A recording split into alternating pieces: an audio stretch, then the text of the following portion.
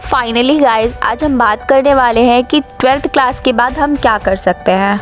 वैसे 12th class pass कर चुके स्टूडेंट्स जितना अपनी कॉलेज लाइफ को लेकर एक्साइटेड रहते हैं उतना ही अपने फ्यूचर प्लान्स को लेकर परेशान भी रहते हैं, क्योंकि उन्हें पता होता है कि आगे आने वाले टाइम में वो जो भी करियर चूज़ करेंगे उसी में उनकी पूरी लाइफ डिपेंड करती है। और जाहिर सी बात है, हर बच्चा ब्राइट फ्यूचर ही चाहता है, चाहे वो आर्ट्स का स्टूडेंट हो, कॉमर्स का हो या फिर साइंस का हो।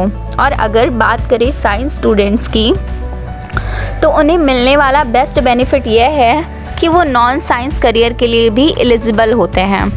यानी एक साइंस स्टूडेंट्स का 12th पास करने के बाद चाहे तो साइंस फील्ड पर वो आगे बढ़ सकता है या फिर अपने इंटरेस्ट के बेस पर कॉमर्स या आर्ट चूज़ कर सकता है, क्योंकि यही वो टाइम रहता है जिस पर आपकी पूरी लाइफ का सिलेक्शन हो सकता है।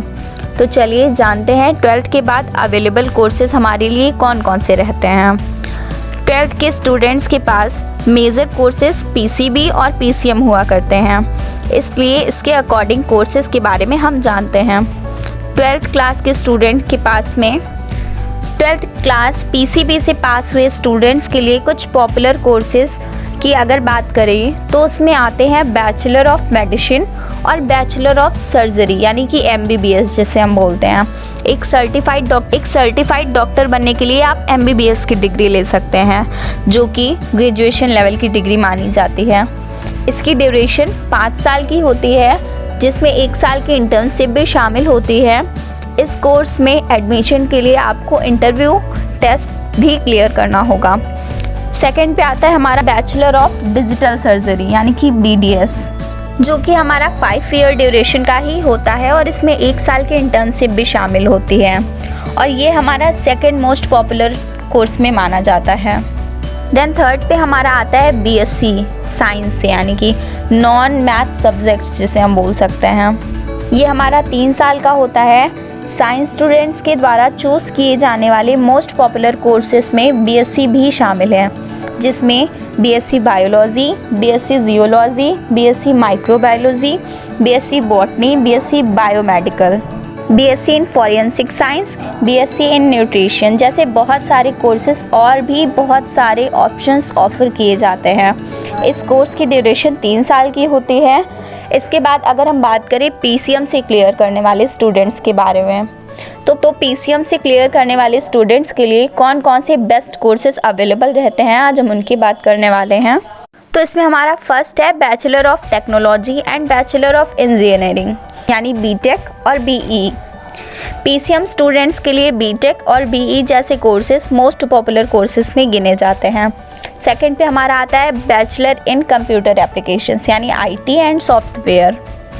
बीसीए ऐसे स्टूडेंट्स के लिए बेस्ट कोर्स साबित हो सकता है जो कंप्यूटर लैंग्वेज की दुनिया को एक्सप्लोर करना चाहते हैं। यह कोर्स 3 साल का होता है। देन थर्ड पे हमारा आता है बैचलर ऑफ आर्किटेक्चर, यानी कि बीआर्क। पीसीएम स्टूडेंट्स का इंटरेस्ट अगर मेडिसिन और इंजीनियरिंग की फील्ड से किसी अलग फील्ड में हो, जैसे बिल्डिंग्स डिज़ाइन और कंस्ट्रक्ट करने में, तो बैचलर ऑफ आर्किटेक्चर का अच्छा ऑप्शन हो सकता है। इसमें 5 साल की ड्यूरेशन के अंडर ग्रेजुएशन कोर्स को करने के बाद आप लाइसेंस और प्रोफेशनल आर्किटेक्ट्स बन सकते हैं। इसके अलावा ऐसे बहुत सारे कोर्सेज हैं जिसमें आप अपने अकॉर्डिंग बेस्ट ऑप्शन चूज़ कर सकते हैं, यानी कि जैसे है हमारा for example bachelor of science, bachelor of planning, flying training courses ETC। इसके बाद अगर आप PCMB से 12th पास करते हैं तो आपके पास PCM, PCB कोई भी कोर्स चूज़ करने का एडवांटेज रहता है।